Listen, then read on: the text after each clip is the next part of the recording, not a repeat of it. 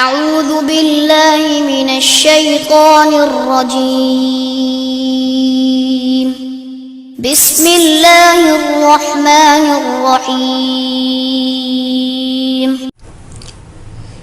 إن الحمد لله نحمده ونستعينه ونستغفره ونعوذ بالله من شرور أنفسنا ومن سيئات أعمالنا من يهده الله فلا مضل له ومن يضلل فلا هادي له وأشهد أن لا إله إلا الله وحده لا شريك له وأشهد أن محمدا عبده ورسوله يا أيها الذين آمنوا اتقوا الله حق تقاته ولا تموتن إلا وأنتم مسلمون يا أيها الناس اتقوا ربكم الذي خلقكم من نفس واحدة وخلق منها زوجها وبث منهما رجالا كثيرا ونساء واتقوا الله الذي تساءلون به والأرحام إن الله كان عليكم رقيبا يا أيها الذين آمنوا اتقوا الله وقولوا قولا سديدا يصلح لكم أعمالكم ويغفر لكم ذنوبكم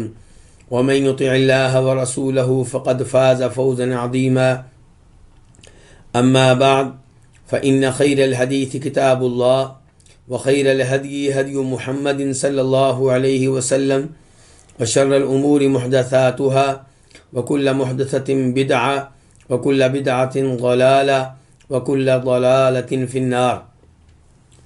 شرح سنہ امام بربہاری رحمہ اللہ کی عظیم الشان تالیف ہے، اور اس میں اہل سنت کا عقیدہ بیان کیا گیا ہے۔ اہل سنت سے مراد اہل سنت اہل حدیث، یعنی کہ وہ لوگ جو صحیح معنوں میں سنت کی حدیث کی پیروی کرنے والے، جو بدعات سے اور گمراہیوں سے دور رہنے والے ہیں، تو ان کا عقیدہ بیان کیا ہے۔ عقیدے کی یہ کتاب ہے، لیکن اس میں کئی ایسے فقہی مسائل بھی بیان کر دیے ہیں جو اہل سنت کی علامت اور شناخت بن گئے ہیں۔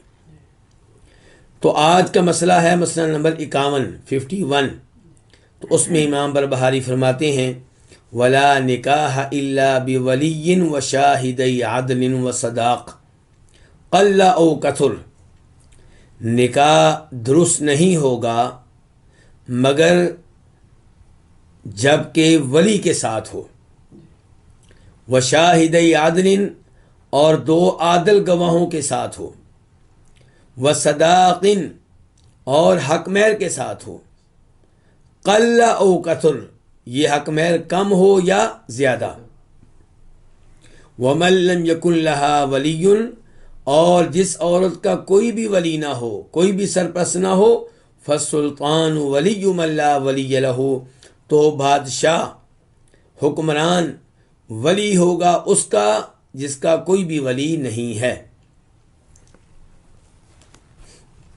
بڑا اہم مسئلہ ہے جس پہ امام بربہاری رحمہ اللہ گفتگو فرما رہے ہیں، اور چونکہ اردو دان طبقہ پاک و ہند سے تعلق رکھتا ہے، اور یہاں پہ عام طور پہ لوگ کون ہیں؟ حنفی، فقہ حنفی کی پیروی کرنے والے، اور فقہ حنفی میں ولی کے بغیر لڑکی کا نکاح درست ہوتا ہے۔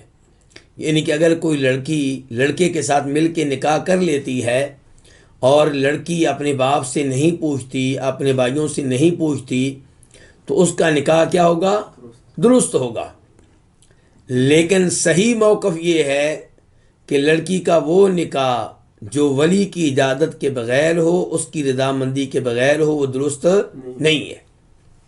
ولی کون ہوتے ہیں؟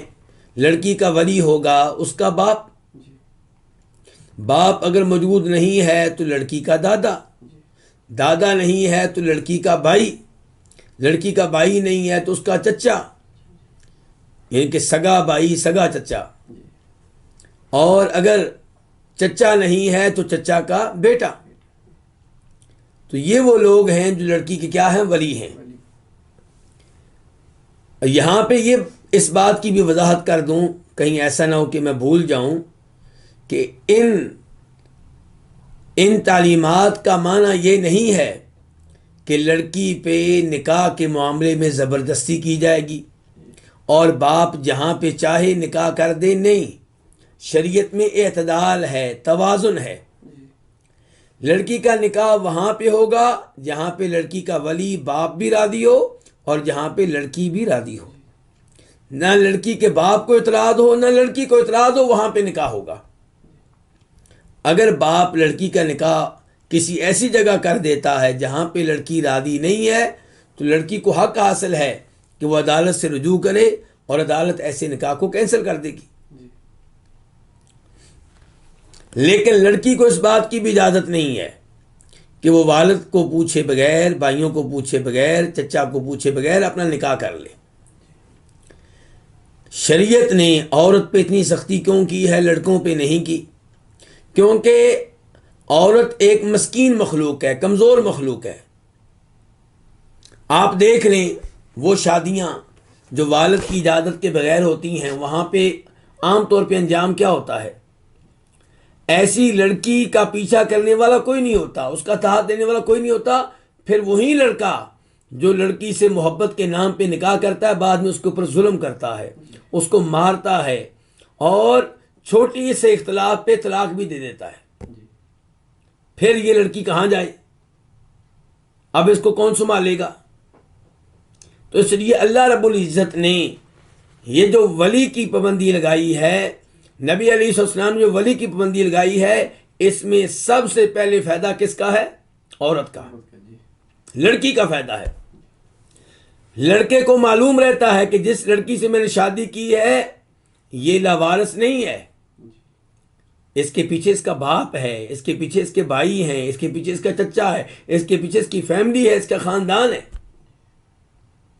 گرچہ پھر بھی لڑکی پہ کئی دفعہ ظلم ہوتا ہے، لیکن بہرحال صورتحال مختلف ہوتی ہے جب لڑکی کے پیچھے اس کی فیملی کھڑی ہو.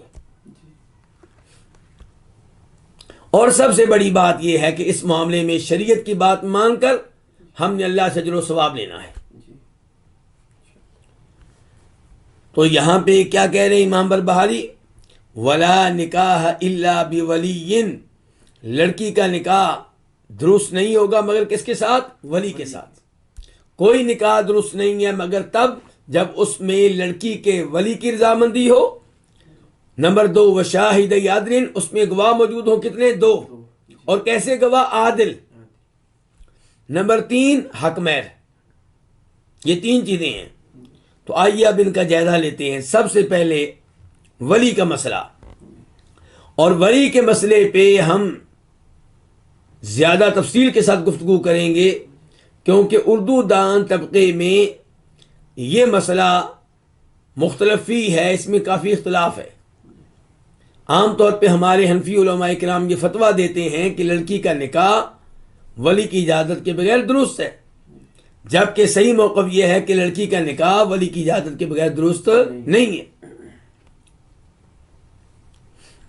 تو ہم اس مسئلے میں دلائل پیش کریں گے قرآن کے بھی اور دلائل پیش کریں گے نبی علیہ الصلوۃ والسلام کی احادیث سے بھی.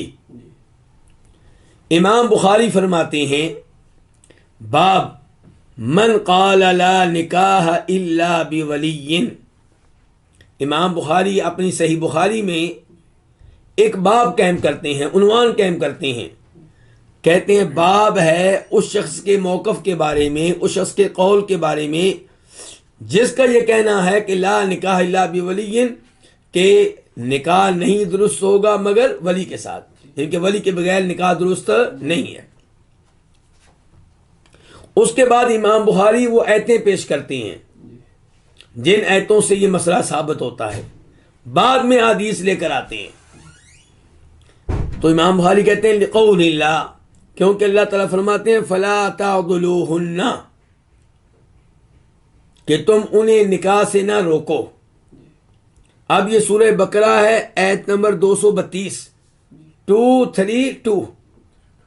پوری آیت کیسے ہے کہ وَإِذَا طَلَّقْتُمُ النِّسَاءَ، جب تم عورتوں کو طلاق دے دو، فَبَلَغْنَ أَجَلَهُنَّ، تو وہ پہنچ جائیں اپنی مدت کو، اپنی عدت کو، یعنی کہ ان کی عدت کیا ہو جائے؟ ختم ہو جائے. آپ کو معلوم ہے کہ جب پہلی طلاق دی جائے تو اس طلاق کو کیا کہتے ہیں؟ طلاق رجعی. رجی کا مطلب یہ ہے کہ اس طلاق میں رجوع ہو سکتا ہے، واپسی ہو سکتی ہے، لیکن واپسی کب ہو سکتی ہے؟ عدت کے اندر اندر۔ جس عورت کو طلاق دی گئی ہے اگر وہ حمل کی حالت میں نہیں ہے تو اس کی عدت کتنی ہے؟ 3 حیض، 3 پیریڈ۔ عام طور پہ وہ 90 دن بنتے ہیں، 90 دن، 85 دن، 95 دن۔ تو دیکھنا دنوں کی طرف نہیں ہے، دیکھنا کس کی طرف ہے؟ پیریڈ کی طرف۔ حیض کتنے آئے ہیں طلاق کے بعد؟ تو 3 حیض یہ عدت ہے۔ 3 حیض کے اندر اندر اس کا خاوند اس سے رجوع کر سکتا ہے اور اس سے کہہ سکتا ہے کہ میں تمہیں دوبارہ اپنا رہا ہوں، میں تم سے رجوع کر رہا ہوں۔ اب وہ دوبارہ سے طلاق سے باہر نکل آئے گی۔ پھر اگر کبھی جھگڑا ہو گیا تو دوسری طلاق دے گا، وہ بھی طلاق رجعی ہے، کیونکہ اس میں بھی رجوع ہو سکتا ہے، واپسی ہو سکتی ہے۔ خامد عدت کے اندر اندر کہہ سکتا ہے کہ تمہیں میں اپنا رہا ہوں، تم سے رجوع کر رہا ہوں۔ خامد کو ایسا کام کرنا چاہیے 2 گواہوں کے سامنے، یعنی کہ رجوع 2 گواہوں کے سامنے ہونا چاہیے، بہتر یہی ہے، افضل یہی ہے۔ اور کیا رجوع میں بیوی کی رضامندی ضروری ہے؟ بالکل نہیں۔ وَبُعُولَتُهُنَّ أَحَقُّ بِرَدِّهِنَّ فِي ذَلِكَ إِنْ أَرَادُوا إِصْلَاحًا۔ اللہ تعالیٰ فرماتے ہیں سورہ بقرہ میں آیت نمبر 228 میں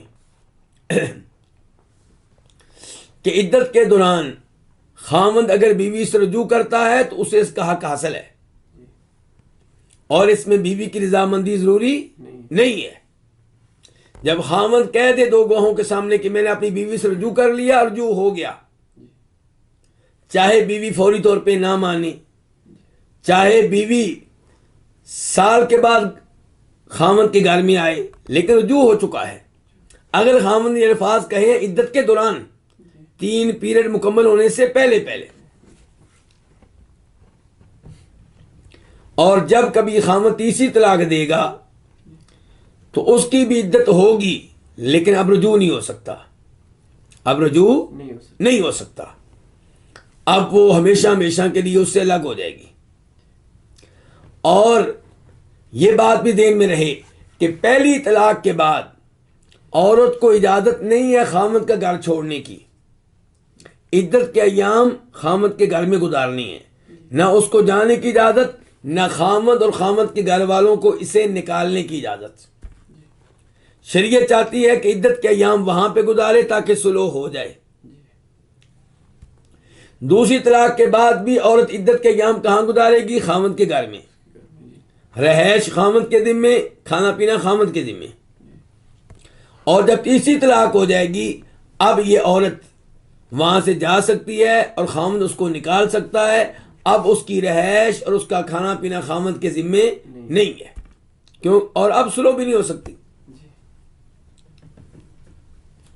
تو کہنا چاہ رہا تھا کہ آیت نمبر 232 میں اللہ تعالیٰ کہہ رہے ہیں کہ وَإِذَا طَلَّقْتُمُ النِّسَاءَ، جب تم عورتوں کو طلاق دے دو، فَبَلَغْنَ أَجَلَهُنَّ، تو وہ پہنچ جائیں اپنی عدت کو۔ اب فرمایا فَلَا تَعْضُلُوهُنَّ، تم انہیں منع نہ کرو، کنہیں؟ ان عورتوں کو۔ کس کو کہا جا رہا ہے انہیں منع نہ کرو؟ عورت کے باپ سے کہا جا رہا ہے، عورت کے بھائی سے کہا جا رہا ہے، عورت کے چچا سے کہا جا رہا ہے، عورت کے ولی سے کہا جا رہا ہے۔ فَلَا تَعْضُلُوهُنَّ، تو تم انہیں منع نہ کرو اس بات سے کہ أَن يَنكِحْنَ أَزْوَاجَهُنَّ، کہ یہ اپنے خامد سے نکاح کر لیں، اِذَا تَرَاضَوْا بَيْنَهُم بِالْمَعْرُوفِ، جب وہ آپس میں راضی ہوں۔ امام بخاری سے کیا مسئلہ ثابت کرنا چاہتے ہیں؟ امام بخاری یہ ثابت کرنا چاہتے ہیں کہ دیکھو اللہ رب العزت نے اس آیت میں یہ نہیں کہا کہ اگر کسی عورت کو طلاق ہو جائے اور عدت ختم ہو جائے اور وہ سابقہ خامد سے نکاح کرنا چاہے تو تم منع کیوں کرتے ہو، تمہیں کوئی حق حاصل نہیں ہے، وہ آزاد ہے، جو چاہے سو کرے۔ نہیں، یہ نہیں کہا۔ اللہ نے کہا عدت ختم ہو گئی ہے، اسی سے نکاح کرنا چاہتی، تم نکاح کرنے سے منع نہ کرو۔ اس کا مطلب یہ ہے کہ لڑکی کے ولی کا بہت بڑا کردار ہے لڑکی کے نکاح میں. اب ہم آتے ہیں اس حدیث کے شان نزول کی طرف، اور اس حدیث نہیں، اس آیت کے، اس آیت کے شان نزول کی طرف، سبب نزول کی طرف. یہ آیت کس مناسبت سے نازل ہوئی؟ دیکھیے، بخاری شریف کی حدیث ہے، حدیث کا نمبر ہے 5130، 5130. راوی ہیں معقل بن یسار.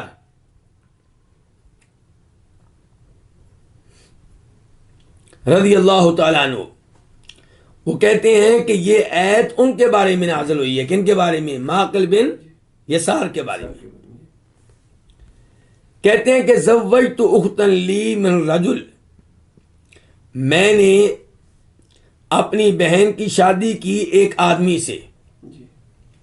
اور ابو داؤد کی روایت میں وضاحت ہے کہ وہ چچا کا بیٹا تھا. کیا تھا؟ چچا کا بیٹا. تو میں نے اپنی بہن کی شادی کی ایک آدمی سے، فطلقہا، تو اس آدمی نے اس بہن کو کیا دے دی؟ طلاق دے دی. حتی اذا انقضت عدتها، یہاں تک کہ جب اس کی عدت ختم ہو گئی، جاء، اب وہ آیا. کون؟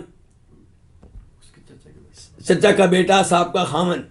کس لیے آیا؟ نکاح کا پیغام لے کر. نکاح کا پیغام لے کر آیا کہ میں دوبارہ نکاح کرنا چاہتا ہوں. فقلت له، تو میں نے اس سے کہا، زوجتک، یہ کون کہہ رہا ہے؟ میں نے اس سے کہا، معقل بن یسار کہہ رہے ہیں. میں نے اس سے کہا، زوجتک، میں نے تمہاری اپنی بہن سے شادی کی. وفرشتک، اور میں نے اپنی بہن کو تمہارا بستر بنایا. واکرمتک، اور میں نے تمہاری اپنی بہن سے شادی کر کے تمہاری عزت کی.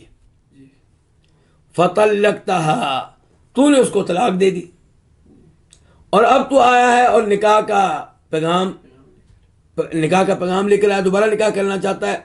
لا واللہ، نہیں، اللہ کی قسم نہیں.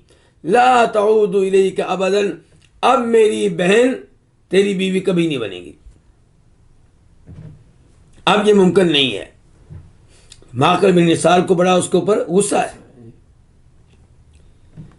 غصہ اس بات پہ بھی ہے کہ ایک تو نے طلاق دی، پھر نے عدت کے دوران رجوع نہیں کیا. اب جب عدت ختم ہو گئی ہے، باقی لوگ نکاح کا پیغام بھیج رہے ہیں، اب تو بھی آ گیا. معقل بن یسار کہتے ہیں، وَكَانَ رَجُلًا لَا بَأْسَ بِهِ، اور وہ ایسا آدمی تھا کہ جس کے اوپر ہمیں کوئی اعتراض نہیں تھا.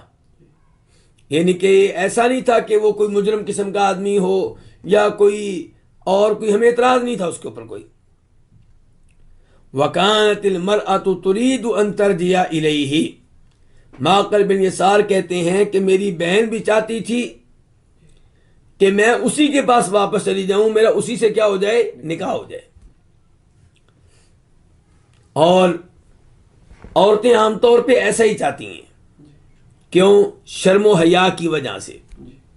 عورت نہیں چاہتی کہ میں کبھی اس مرد کے پاس جاؤں، کبھی اس مرد کے پاس، کبھی اس مرد کے پاس. عورتوں میں حیا ہے، عورتوں میں شرم ہے.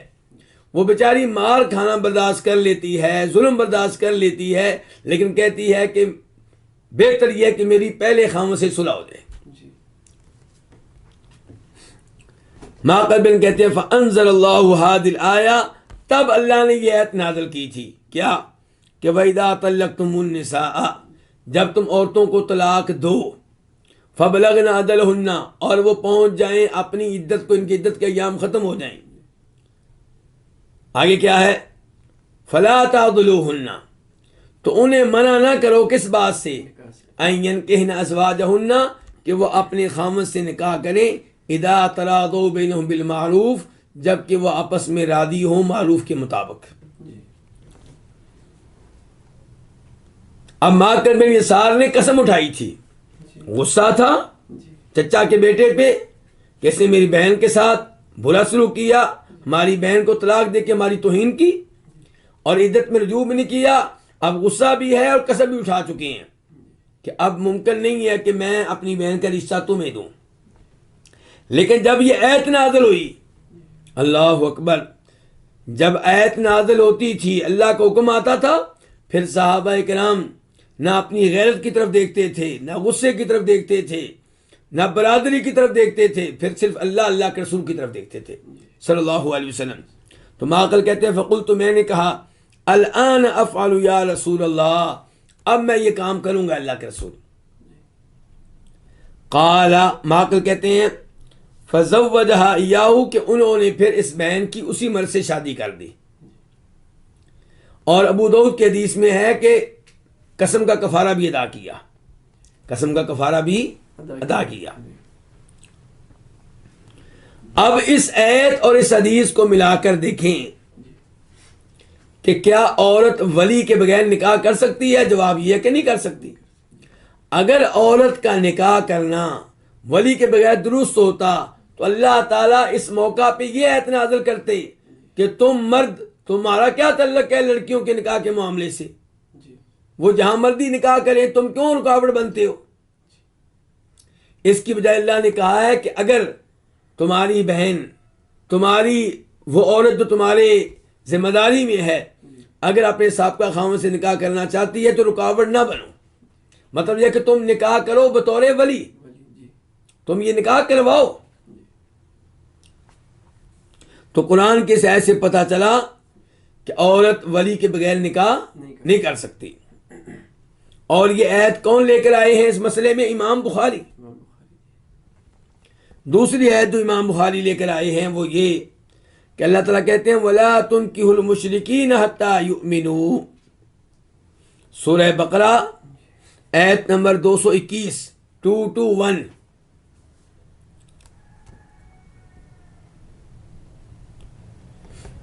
اس آیت میں اللہ تعالیٰ کیا فرما رہے ہیں؟ اللہ تعالیٰ کہتے ہیں آیت کے شروع میں وَلَا تَنْكِحُوا الْمُشْرِكَاتِ حَتَّى يُؤْمِنَّا، کہ مشرک عورتوں سے نکاح نہ کرو یہاں تک کہ وہ ایمان لے آئیں. تو مشرک عورت سے نکاح اپنا نہ کرو. اچھا، مرد کو مخاطب کرتے ہوئے اللہ نے یہ نہیں کہا کہ اے باپ تو اپنے بیٹے کا نکاح کافر عورت سے نہ کرنا، بلکہ اللہ تعالیٰ براہ راست اسی سے مخاطب ہے جو نکاح کرنا چاہتا ہے. اسے کہتے ہیں کہ تم، اللہ تعالیٰ کہہ رہے ہیں کہ تم مشرک عورتوں سے، کافر عورتوں سے نکاح نہ کرو یہاں تک ایمان لے آئیں. پھر اللہ نے سورہ مائدہ میں یہودی عورت سے نکاح کرنے کی اجازت دے دی، عیسائی عورت سے نکاح کرنے کی اجازت دے دی، اگر وہ پاک دامن ہو، بدکار قسم کی نہ ہو. اس کے بعد اللہ تعالیٰ کہتے ہیں اسی آیت میں، کس آیت میں؟ سورہ بقرہ آیت نمبر 221 میں وَلَأَمَةٌ مُؤْمِنَةٌ خَيْرٌ مِّن مُشْرِكَةٍ وَلَوْ أَعْجَبَتْكُمْ، کہ مومن لونڈی یہ کافر عورت سے بہتر ہے، چاہے کافر اور تمہیں اچھی لگے، پسند آ جائے. یعنی کہ ایک طرف ہے ہندو عورت، سکھ لڑکی، یا ان کافروں میں سے کوئی عورت جو اللہ کو مانتے ہی نہیں ہے. تو اگر کوئی ایسی عورت ہے، بڑی حسین و جمیل ہے، مالدار ہے، سب کچھ ہے اس کے پاس، لیکن دین نہیں ہے، ایمان نہیں ہے، اور اس کے مقابلے میں مسلمان عورت کیا ہے؟ لونڈی ہے. لونڈی ہے یا اس قسم کی کوئی غریب عورت ہے، تو اللہ تعالیٰ کہہ رہے ہیں کہ یہ لونڈی مومن جو ہے صاحب ایمان، یہ کافر عورت سے بہتر ہے، چاہے تمہیں کافر عورت اچھی لگے. اس کے بعد اللہ تعالیٰ کہتے ہیں وَلَا تُنْكِحُوا الْمُشْرِكِينَ حَتَّى يُؤْمِنُوا، اے مردو تم نہ نکاح کرو اپنی عورتوں کا، اپنی بیٹیوں کا، اپنی بہنوں کا. کن سے؟ المشرکین، مشرک مردوں سے. دیکھیں آیت کے پہلے حصے میں اللہ نے کہا تھا مردوں کو مخاطب کر کے کہ تم اپنا نکاح نہ کرو کافر عورتوں سے. اب اگر عورت کے لیے ولی کے بغیر نکاح کرنا درست ہوتا تو اللہ تعالیٰ کہتے اے مسلمان عورتوں تم بھی اپنا نکاح مشرک مرد سے نہ کرو. لیکن آیت کے دوسرے حصے میں اللہ تعالیٰ کہہ رہے ہیں اے مردو ولا تنکحوا، کہ تم نکاح نہ کرو اپنی عورتوں کا، اپنی بہنوں کا، بیٹیوں کا، بھانجیوں کا، بھتیجیوں کا، کن سے؟ المشرکین، مشرک مردوں سے، حتی یؤمنوا، یہاں تک کہ وہ ایمان لے آئیں۔ تو اس آیت سے پتہ چلا کہ مسلمانوں کے لیے کافروں سے نکاح کرنا غلط ہے۔ مسلمان مرد کافر عورت سے نکاح نہیں کر سکتا، اور مسلمان لڑکی کافر مرد سے نکاح نہیں کر سکتی۔ لیکن سورہ مائدہ میں اللہ نے مسلمان مردوں کو عیسائی لڑکی سے، یہودی لڑکی سے شادی کی اجازت دی ہے، لیکن عورت کو، لڑکی کو عیسائی مرد سے یا یہودی مرد سے نکاح کرنے کی اجازت نہیں دی۔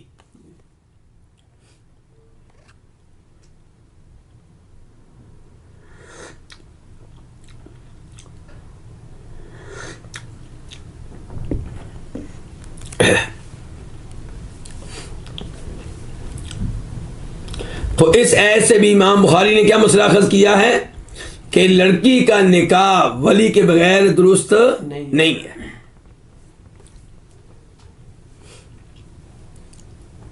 تو یہ تھی آیات، دو آیتیں ہیں جو امام بخاری نے پیش کی ہیں، اور ایک آیت کا معنی واضح کرنے کے لیے پھر ایک حدیث بھی پیش کی۔ اب آتے ہیں حدیث سے ان دلائل کی طرف جن سے پتہ چلتا ہے کہ کوئی بھی عورت ولی کے بغیر نکاح نہیں کر سکتی۔ فرماتے ہیں نبی کریم صلی اللہ علیہ وسلم لا نکاح الا بولی، کوئی نکاح نہیں ہے ولی کے بغیر، یعنی کہ نکاح درست نہیں ہوگا اگر نکاح میں لڑکی کے ولی کی اجازت نہیں ہے۔ اور یہاں پہ یہ بات واضح کر دوں کہ ولی کا بذات خود نکاح میں بیٹھنا ضروری نہیں ہے، اس کی رضامندی ضروری ہے، چاہے وہ نکاح میں اپنی جگہ پہ کسی اور کو بٹھا دے، اپنا وکیل بنا کر، اپنا نائب بنا کر، کوئی حرج نہیں ہے۔ تو یہ الفاظ ہیں کس کے؟ نبی کریم صلی اللہ علیہ وسلم کے۔ اس کو روایت کرنے والے کون ہیں؟ نمبر 1 ابو موسیٰ اشعری، اور یہ حدیث آئی ہے ترمذی میں، نمبر ہے 1101 1101۔ ابن ماجہ نمبر ہے 1881 1881۔ مسند احمد نمبر ہے 19518 19518۔ ابو داؤد نمبر ہے 2085 2085۔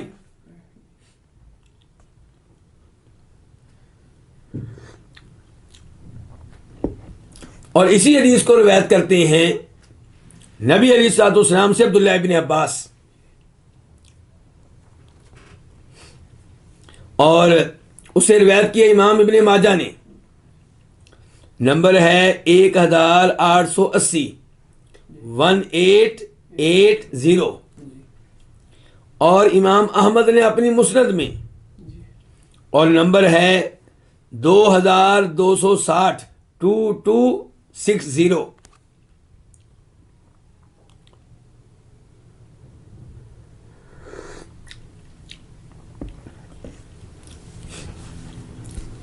امام ترمذی اس حدیث کو جب روایت کرتے ہیں ابو موسیٰ اشعری سے، اس کے بعد کہتے ہیں وفی الباب عن عائشہ وابن عباس وابی ہریرہ وعمران بن حسین وانس، کہ اسی مسئلے میں حدیث روایت کرتے ہیں مندرجہ ذیل صحابہ اکرام۔ نمبر 1 عائشہ، سیدہ عائشہ، نمبر 2 عبداللہ بن عباس، نمبر 3 ابو ہریرہ، نمبر 4 عمران بن حسین، نمبر 5 انس۔ یہ سب اسی مسئلے میں حدیث بیان کرتے ہیں، کس سے؟ نبی صلی اللہ علیہ وسلم سے، کہ عورت کا نکاح ولی کے بغیر درست نہیں ہے۔ اس سے آپ اندازہ لگا لیں کہ یہ حدیث شک و شبہ سے بالا تر ہے اور کتنی اس کی اہمیت ہے۔ تیسری دلیل، پہلے نمبر پہ تھی قرآن کریم کی آیات، دوسرے نمبر پہ یہ حدیث لا نکاح الا بولی، تیسرے نمبر پہ ابو ہریرہ کی حدیث ہے، وہ بیان کرتے ہیں نبی صلی اللہ علیہ وسلم سے کہ آپ نے فرمایا لا تزوج المرأة المرأة، کوئی عورت کسی عورت کی شادی نہ کرے، یعنی کہ عورت ولی نہیں بن سکتی، لڑکی کا نکاح اس کی ماں نہیں کرے گی، لڑکی کا نکاح اس کی دادی نہیں کرے گی، تو کوئی عورت کسی عورت کی شادی نہ کرے، ولا تزوج المرأة نفسها، اور نہ ہی کوئی عورت اپنی شادی خود کرے۔ ابن ماجہ حدیث کا نمبر ہے 1882، 1882۔ شیخ البانی رحمہ اللہ نے اس حدیث کو بھی اور گزشتہ حدیث کو بھی صحیح قرار دیا ہے۔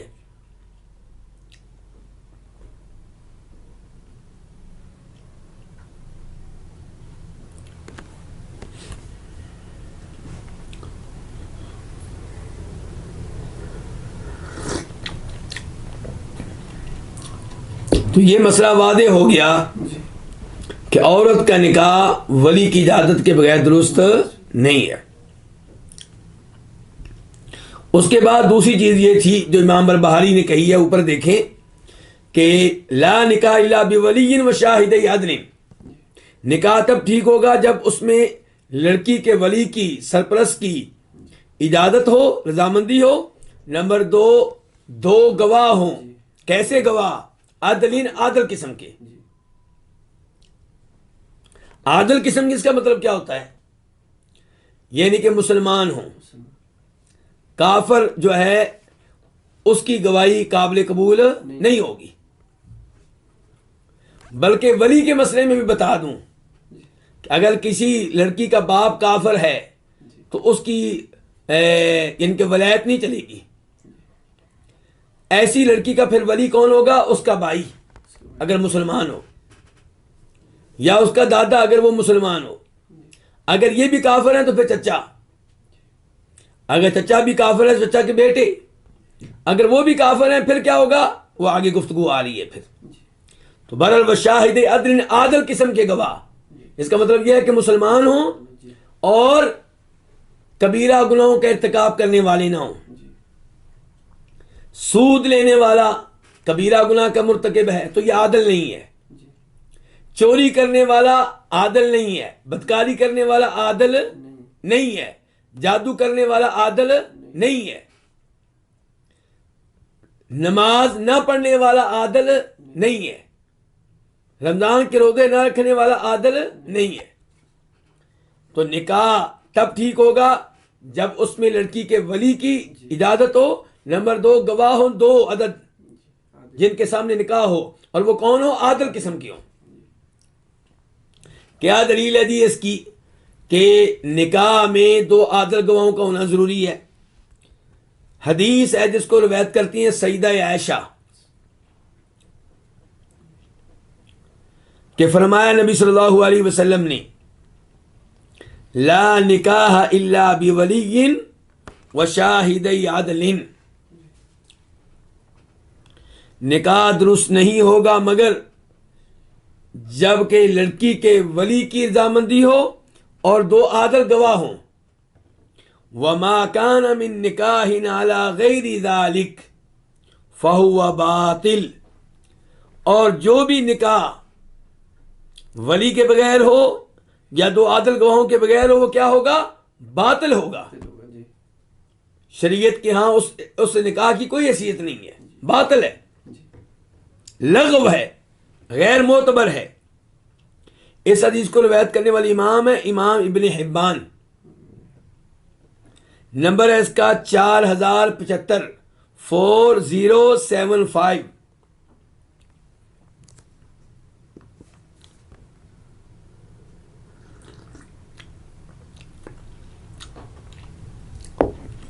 شیخ البانی رحمہ اللہ نے اس کو صحیح قرار دیا ہے۔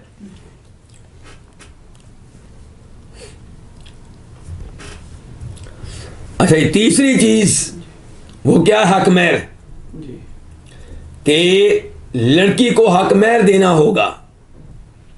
کیا دلیل ہے جی حق مہر دینا ہوگا اس کی؟ سورہ نساء آیت نمبر 4 اللہ تعالیٰ فرماتے ہیں وَآتُوا النِّسَاءَ صَدُقَاتِهِنَّ نِحْلَةً، عورتوں کو ان کا حق مہر دو نہلتاً خوشی خوشی سے. فَإِن طِبْنَ لَكُمْ عَنْ شَيْءٍ مِّنْهُ نَفْسًا، اگر وہ خوش دلی سے حق مہر کا کچھ حصہ تمہیں معاف کر دیں تو تم وہ حصہ کھا سکتے ہو، تمہارے لیے وہ مزیدار بھی ہوگا خوشگوار بھی ہوگا. تو آیت کے پہلے حصے میں اللہ تعالیٰ کیا کہہ رہے؟ حکم دے رہے ہیں کہ عورتوں کو ان کا حق مہر دو. امام قرطبی اپنی تفسیر میں لکھتے ہیں هذه الآیہ تدل على وجوب الصداق للمرأة وهو مجمع علیہ، کہ یہ آیت بتا رہی ہے کہ عورت کو حق مہر دینا واجب ہے. امام قرطبی کہتے ہیں اور اس مسئلے پہ علماء کرام کا اجماع ہے، اتفاق ہے. کیا اتفاق ہے؟ کہ حق نکاح میں عورت کو حق مہر دینا ضروری ہے.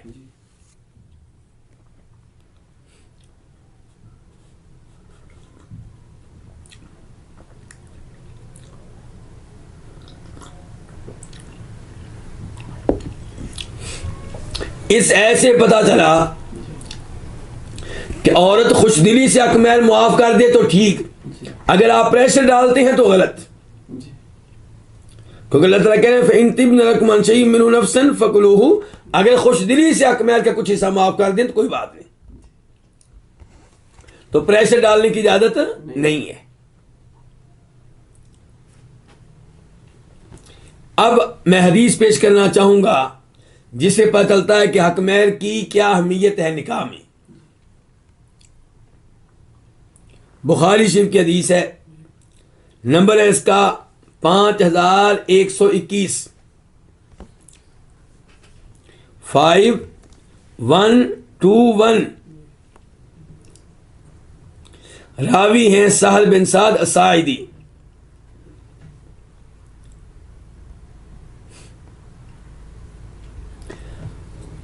حدیث میں کیا ہے کہ ان امرأۃ عرضت نفسها علی النبی صلی اللہ علیہ وسلم، کہ ایک عورت نے نبی صلی اللہ علیہ وسلم کو اپنے آپ سے نکاح کی پیشکش کی. عورت نے خود کہا کہ اللہ کے رسول آپ مجھ سے شادی کرنا چاہیں تو کر سکتی ہیں. اچھا اب یہ ولی کے بغیر کہہ رہی ہے کہ ولی کے ساتھ؟ ولی کے بغیر. تو نبی علیہ الصلوۃ والسلام کی خصوصیت ہے کہ کوئی بھی عورت آپ سے کہہ سکتی تھی کہ آپ مجھ سے نکاح کر لیں، اور پھر وہاں ولی کی ضرورت نہیں تھی، حق مہر کی بھی ضرورت نہیں تھی، وہاں پہ حق مہر کی بھی ضرورت نہیں تھی. اور یہ عورت اسی لیے کہہ رہی ہے کہ میں حق مہر نہیں لوں گی، آپ مجھ سے ویسے مجھے بیوی بنا لیں. فقال لہ رجل، تو ایک آدمی نے آپ سے کہا یا رسول اللہ زوجنیہا، کہ اے اللہ کے رسول علیہ الصلوۃ والسلام میری اس سے شادی کر دیں. اس آدمی نے دیکھا کہ عورت نے آپ کو پیشکش کی ہے شادی کی، لیکن آپ اس میں دلچسپی نہیں لے رہے، آپ اسے شادی نہیں کرنا چاہ رہے. تو اس آدمی نے کہا اللہ کے رسول میری اس سے شادی کر دیں. فقال، تو آپ نے کہا ما عندک، تمہارے پاس کیا ہے؟ کیا مطلب ہے اس کا؟ حق مہر. اسے پتہ چلا کہ حق مہر ضروری ہے. تو آپ پوچھا تمہارے پاس کیا ہے؟ قال ما عندی شیء، صحابی نے کہا میرے پاس تو کچھ بھی نہیں ہے. اب اگر حق مہر ہوتا غیر ضروری غیر واجب تو آپ کہتے کوئی بات نہیں میرے صحابی، چلو میں نے تمہارا نکاح کر دیا. آپ کہتے ہیں اذهب، جاؤ، فلتمس، تلاش کرو. کیا تلاش کرو؟ حق مہر. ولو خاتم من حدید، چاہے لوہے کی انگوٹھی ہو اس کو لے آؤ. اگر سونے کی انگوٹھی نہیں ہے، چاندی کی انگوٹھی نہیں ہے، لوہے کی انگوٹھی لے آؤ. اس سے پتہ چلا کہ حق محل کی اہمیت ہے، حق محل واجب ہے۔ فذهب، وہ صحابی گئے، ثم رجع، پھر واپس آ گئے، فقال، کہنے لگے، لا واللہ ما وجدت شیئا، اللہ کی قسم میں نے کوئی چیز نہیں پائی، ولا خاتم من حدید، مجھے تو لوہے کی انگوٹھی بھی نہیں ملی۔ اس سے آپ اندازہ کر سکتے ہیں کہ وہ صحابی کتنے فقیر اور مسکین تھے کہ ان کے پاس گھر میں کوئی چیز نہیں تھی جس کو حق مہر کے طور پہ پیش کر سکیں، نہ نئی نہ پرانی۔ کہتے ہیں وَلَكِنْ هَذَا إِزَارِي وَلَهَا نِصْفُهُ، اللہ کے رسول البتہ ایک بات ہے کہ میرے پاس یہ تہ بند ہے۔ ازار اس چادر کو کہتے ہیں جو آپ نیچے پہنتے ہیں شلوار کی جگہ پہ، اور اس زمانے میں جو چادر اوپر پہنی جاتی تھی قمیض کی جگہ پہ اس کو کہتے تھے ردا، اس کو کیا کہتے تھے؟ ردا۔ اور جو چادر نیچے پہنتے تھے اس کو کیا کہتے تھے؟ ازار، تہ بند۔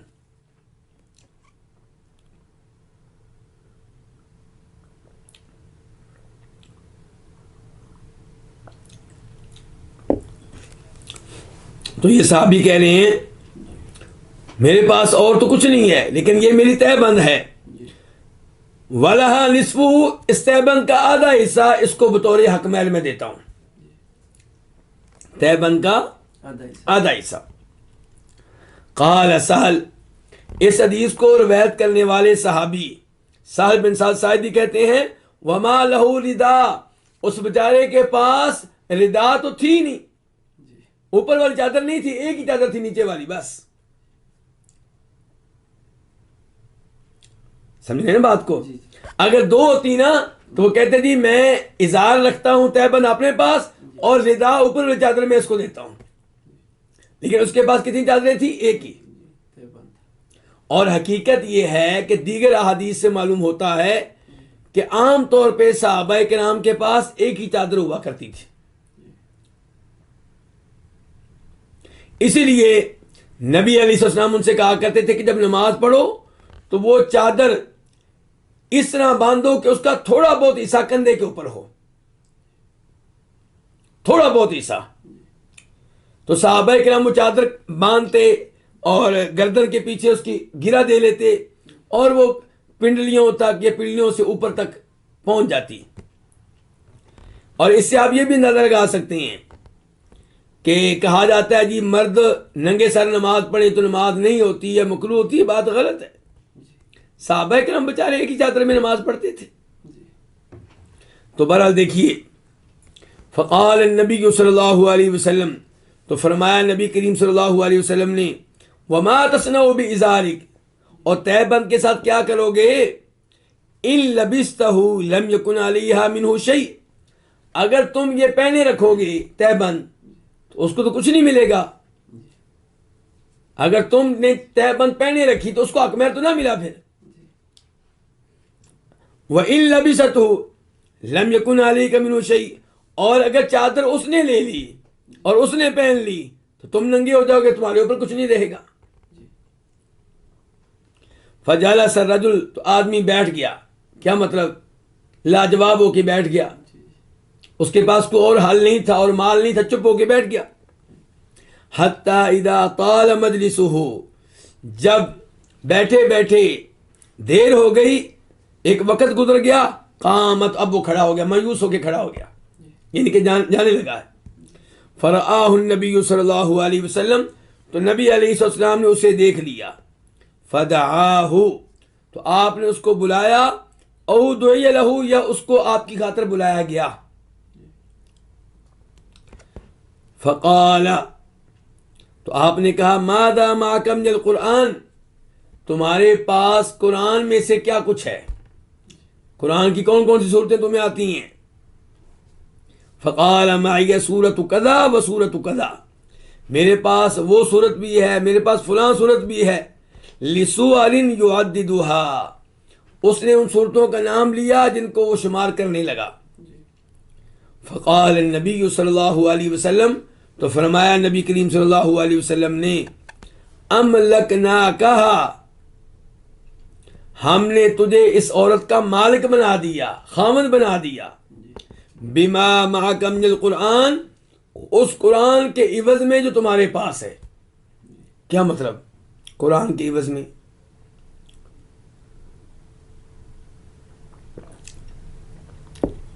اس کا مطلب یہ ہے کہ جتنا قرآن تمہیں یاد ہے اتنا قرآن اسے پڑھانا پڑے گا۔ تمہارا حق مہر کیا ہے؟ جتنا قرآن تمہارے پاس ہے، تمہیں یاد ہے، وہ اس کو پڑھاؤ گے، تمہارا حق مہر ہے۔ تو اس سے پتہ چلا کہ قرآن کریم کی تعلیم مال کی جگہ لے سکتی ہے۔ حق مہر کیا ہوتا ہے؟ مال۔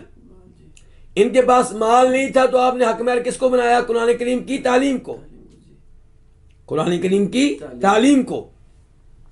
تو اس سے پتہ چلا کہ قرآن کریم کی تعلیم پہ معاوضہ لینا، اجرت لینا جائز ہے، اس میں کوئی حد نہیں ہے۔ اگرچہ افضل یہی ہے، بہتر یہی ہے کہ آپ بغیر کسی اجرت کے قرآن کریم پڑھائیں، لیکن اگر کوئی قرآن کریم پڑھاتا ہے اور اجرت لیتا ہے تو اس میں کوئی حرج نہیں ہے۔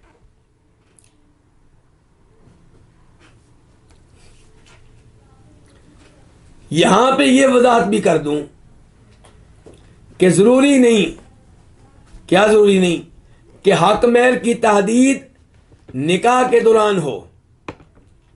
حق مہر کا تذکرہ اگر نکاح کے دوران نہیں ہوتا تو نکاح پھر بھی ٹھیک ہے، لیکن بعد میں حق مہر کی تحدید کر لی جائے، بعد میں حق مہر دے دیا جائے۔ حق مہر دینا ضروری ہے، لیکن نکاح کی مجلس میں حق مہر دینا ضروری نہیں ہے، آپ بعد میں بھی دے سکتے ہیں، بلکہ اگر نکاح کی مجلس میں حق مہر کا تذکرہ ہی نہیں ہوتا تو پھر بھی نکاح ٹھیک ہے، لیکن حق مہر دینا ہوگا۔ کیا دلیل ہے اس کی؟ اب اس کی دلیل آپ کے سامنے رکھنا چاہوں گا۔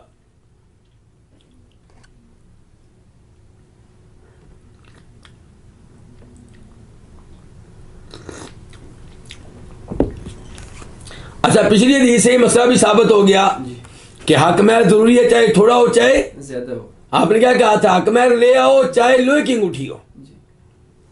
اچھا، اب یہ حدیث اس کو روایت کیا امام احمد نے اپنی مسند میں، اور نمبر ہے اس کا 4276، 4276۔ راوی ہیں عبداللہ بن عتبہ بن مسعود، یعنی کہ مشہور و معروف صحابی عبداللہ بن مسعود کے بھتیجے۔ وہ کہتے ہیں اختلافو الی ابن مسعود فی ذالک شہرا او قریبا من ذالک، کہ لوگ آتے رہے عبداللہ بن مسعود رضی اللہ عنہ کے پاس 1 مہینہ یا اس کے قریب قریب۔ کس مسئلے میں؟ اس مسئلے میں کہ ایک آدمی نے شادی کی، لیکن شادی میں نکاح میں حق مہر مقرر نہیں کیا اور اب فوت ہو گیا ہے۔ اب کیا ہو گیا ہے؟ فوت ہو گیا۔ اب کیا کیا جائے؟ تو عبداللہ بن مسعود سے یہ مسئلہ پوچھنے کے لیے لوگ آتے رہے۔ کتنا عرصہ؟ 1 مہینہ۔ عبداللہ بن مسعود کے پاس 1 مہینہ کیوں آتے رہے؟ کیونکہ ان کے پاس حدیث نہیں تھی۔ وہ کہتے تھے کہ ٹھیک ہے، میں سوچتا ہوں، غور کرتا ہوں، معلوم کرتا ہوں، تو 1 مہینہ وہ آتے رہے۔ اب دیکھیں، فقالوا، تو انہوں نے کہا، لا بد من ان تقول فیہا، آپ کو لازمی طور پہ اس مسئلے میں فتویٰ دینا ہوگا، ہماری رہنمائی کریں، ہم کیا کریں، ہم کدھر جائیں، ہمیں بتائیں یہ مسئلہ۔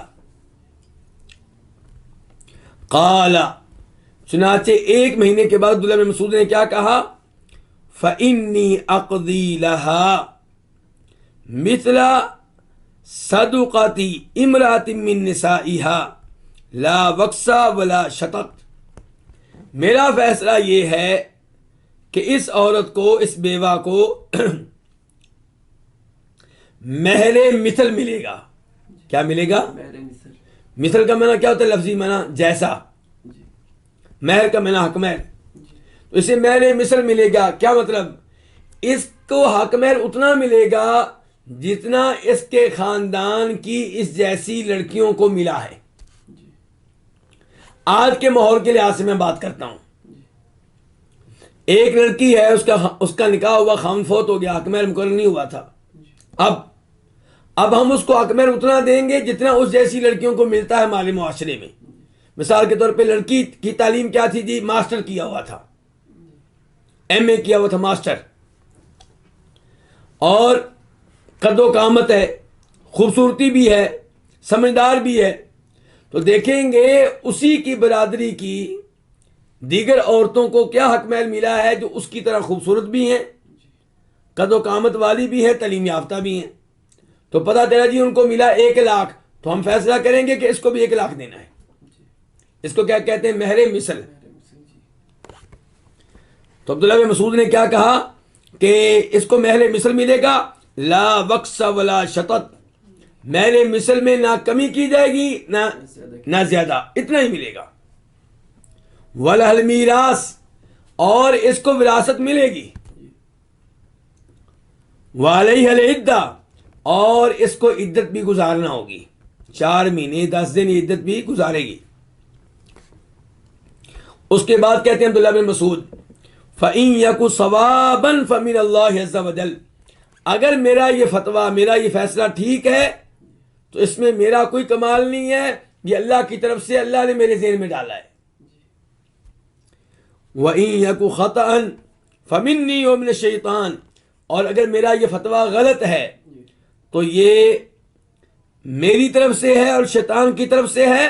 واللہ عز وجل ورسولہ بریئان، اللہ کے رسول کا اس فتوے سے پھر کوئی تعلق نہیں ہے. کیا بات ہے، کیا ادب ہے، کیا احترام ہے اللہ کے رسول کا. کہتے ہیں اگر میں نے درست فتویٰ دیا تو میرا کمال نہیں ہے، کمال کس کا؟ اللہ کا، اللہ نے میرے ذہن میں ڈالا. اور اگر غلط ہے تو پھر یہ میری طرف سے ہے، شیطان کا وسوسہ ہے، اس نے مجھے گمراہ کیا ہے. اللہ کے رسول کا اس غلط فتوے سے کوئی تعلق واسطہ نہیں ہے. یہاں سے بھی پتا چلا کہ صحابہ کرام بھی کئی احادیث سے ناواقف ہوتے تھے، اور صحابہ کرام سے بڑا امام کون ہوگا؟ اس لیے ہم کہتے ہیں کسی کی تقلید نہ کرو. کئی اماموں نے، امام ابو حنیفہ رحمہ اللہ، امام مالک، امام شافعی، امام احمد، یہ سب قابل احترام ہیں، ہم ان سب کی عزت کرتے ہیں. لیکن انہوں نے بسا اوقات ایسے فتوے دیے جن میں ان کو حدیث نہ مل سکی، تو ہمیں بعد میں یہ حدیث مل گئی. تو اب ہم امام کا قول نہیں لیں گے، ہم حدیث لیں گے. دیکھیے یہاں پہ کیا ہوتا ہے، فقام رہتم من اشجع، اشجع قبیلے کا ایک گروہ کھڑا ہو گیا. فیہم الجراح و ابو سنان، اس گروہ میں ایک آدمی جراح بھی تھا اور ایک ابو سنان بھی تھا، 2 آدمی یہ تھے. فقالو، تو اس گروہ نے کہا، نشہد، ہم گواہی دیتے ہیں، ان رسول اللہ صلی اللہ علیہ وسلم قضا فی امرأۃ منا، کہ اللہ کے رسول علیہ الصلوۃ والسلام نے ہماری ایک عورت کے بارے میں فیصلہ کیا تھا. اس عورت کا نام تھا بروہ بنت واشق. کیا فیصلہ کیا تھا؟ ایسا ہی فیصلہ کیا تھا جیسا فیصلہ اے عبداللہ بن مسعود آپ نے کیا ہے. جیسا فیصلہ آپ نے کیا ہے اس کیس میں، ایسا ہی فیصلہ اللہ کے رسول نے کیا تھا بروہ بنت واشق کے کیس میں. ففرح ابن مسعود، عبداللہ بن مسعود بڑے خوش ہوئے اس بات پہ. کیوں؟ حین وافق قولہ قضاء رسول اللہ صلی اللہ علیہ وسلم، خوشی اس بات کی ہوئی کہ ان کا فیصلہ، ان کا اجتہاد نبی علیہ الصلوۃ والسلام کی حدیث کے مطابق ہو گیا. تو حدیث بعد میں ملی ہے. تو بہرحال اس سے پتا چلا کہ نکاح میں اگر حق مہر کی تحدید نہیں ہوتی، نکاح ٹھیک ہے لیکن بعد میں تحدید کرنا ہوگی. اور اگر خاوند حق مہر مقرر کرنے سے پہلے فوت ہو جاتا ہے تو بعد میں ایسی لڑکی کے لیے حق مہر مقرر کیا جائے گا مہر مثل.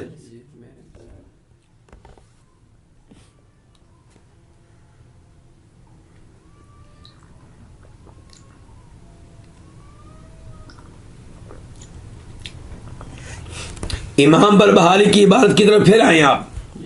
کہتے ہیں ولا نکاح الا بولی و شاہد عدل، نکاح درست نہیں ہوگا مگر ولی کے ساتھ. ولی کس کا؟ لڑکی کا. وہ شاہد عدل، اور دو عادل گواہوں کے ساتھ. وہ صداقین، اور حق مہر کے ساتھ. قل او کثرا، چاہے یہ حق مہر زیادہ ہو یا کم ہو. اچھا، زیادہ کی کوئی حد ہے؟ کوئی حد نہیں ہے. ہم ترغیب دیں گے بھئی شادی میں حق مہر کم رکھا کرو، لیکن یہ نہیں کہیں گے کہ زیادہ حق مہر رکھنا منع ہے، ایسی بات نہیں ہے. اس کے بعد کہتے ہیں امام بربہاری وَمَن لَّمْ يَكُن لَّهَا وَلِيٌّ، اور جس کا کوئی ولی نہ ہو. اب ہو سکتا ہے آپ کہیں کہ ایک عورت ہے اس کا کوئی ولی نہیں ہے. کیسے؟ وہ نئی مسلمان ہوئی ہے. اب ظاہر ہے اس کا کافر باپ اس کا ولی نہیں بن سکتا، اس کا کافر دادا ولی نہیں بن سکتا، اس کا کافر بھائی ولی نہیں بن سکتا، اس کا کافر چچا ولی نہیں بن سکتا. تو کہتے ہیں جس کا کوئی ولی نہ ہو فالسلطان ولی من لا ولی لہ، تو حکمران ولی ہوگا اس عورت کا جس کا کوئی ولی نہیں ہے. تو حکمران ولی ہوگا اس کا جس کا کوئی ولی نہیں ہے. حکمران سے مراد حکمران بذات خود یا اس کا نائب. موجودہ زمانے میں وزیر اعظم، ورنہ اس کا نائب. اس کے نائب کون ہوتے ہیں؟ کوئی اور وزیر، یا کسی علاقے کا وزیر اعلیٰ، گورنر، جج، قاضی. تو یہ کیا ہوں گے؟ یہ ولی بن جائیں گے اس عورت کے جس کا کوئی ولی نہ ہو. لیکن حکومت تب ولی بنے گی جب باپ موجود نہیں ہوگا. تو آج کل جو عدالتوں میں نکاح ہوتے ہیں، لڑکی لڑکے کو لے کے پہنچ جاتی ہے کہاں؟ عدالت میں، اور وہاں نکاح کر لی جاتا ہے. یہ غلط ہے. یہ کیا ہے؟ یہ غلط ہے. باپ کو نظر انداز کر کے نکاح کرنا، ایسا نکاح باطل ہے، ایسا نکاح درست نہیں ہے. اب ذرا یہ الفاظ سنیں، دلیل سنیں. حدیث کی راویہ ہیں سیدہ عائشہ، اور حدیث کو روایت کرنے والے امام ہیں امام ابو داؤد. نمبر ہے 2083 2083.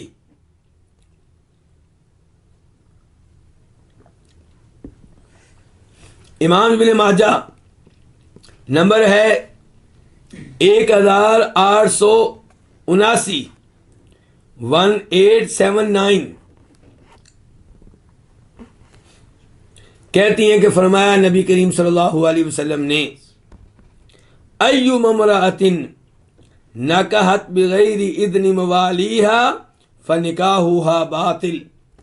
جو بھی عورت، غور کیجئے کیا کہا ہے، جو بھی عورت کماری ہو یا بیوہ ہو یا طلاق یافتہ ہو یا بوڑھی ہو، جو بھی عورت نکاح کرے اپنے ولیوں کی اجازت کے بغیر، تو اس کا نکاح کیا ہوگا؟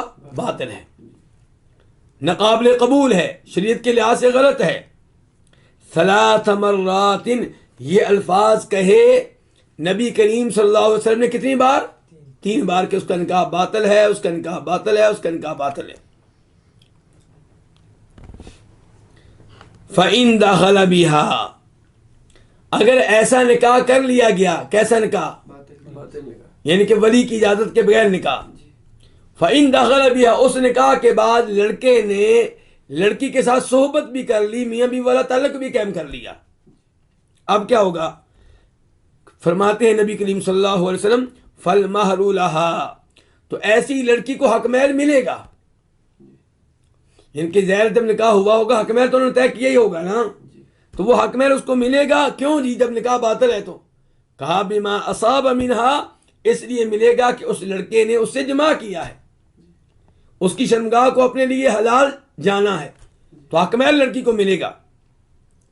فَإِن تَشَاجَرُوا، اگر ولیوں کا جھگڑا ہو جائے، ولیوں کا کیا ہو جائے؟ مثال کے طور پہ لڑکی کا ولی ہے اس کا بھائی، ایک بھائی کہتا ہے کہ فلاں جگہ پہ نکاح کرنا ہے، دوسرا کہتا ہے نہیں کرنا، یا ایک کہتا ہے اس کا نکاح ابھی کرنا ہے، دوسرا کہتا ہے نہیں سال کے بعد کریں گے، جھگڑا ہو جاتا ہے. تو فرماتے ہیں نبی کریم صلی اللہ علیہ وسلم فالسلطان ولی من لا ولی لہ، تو پھر حکمران، وقت کا بادشاہ، وقت کا خلیفہ وہ ولی ہوگا اس کا جس کا کوئی ولی نہیں ہے. جب جھگڑے کی صورتحال پیدا ہو جائے یا ولی سرے سے نہ ہو تو پھر کیس جائے گا حکومت کے پاس، اور آج کل کی زبان میں جج کے پاس، قاضی کے پاس. تو ان احادیث سے آپ اندازہ لگا سکتے ہیں کہ لڑکی کے نکاح میں ولی کے معاملے کی کتنی زیادہ اہمیت ہے. لیکن افسوس آج کل لوگوں نے اس مسئلے کو نظر انداز کر رکھا ہے. اور وجہ کیا ہے؟ وجہ تقلید، وجہ کیا؟ فقہ حنفی کی طرف دیکھنا. ان کے لوگوں کو علماء احناف یہ بتا دیتے ہیں کہ ایسا نکاح جائز ہے تو لوگ کر لیتے ہیں، قرآن کی آیات کو نظر انداز کر دیتے ہیں، نبی علیہ السلام کی حدیث کو نظر انداز کر دیتے ہیں اور ایسا نکاح کر لیتے ہیں. اب آپ سوال کریں گے کہ اگر کہیں پہ ایسا نکاح ہو جائے تو اب کیا حل ہے؟ بچے بھی پیدا ہو گئے 4-5.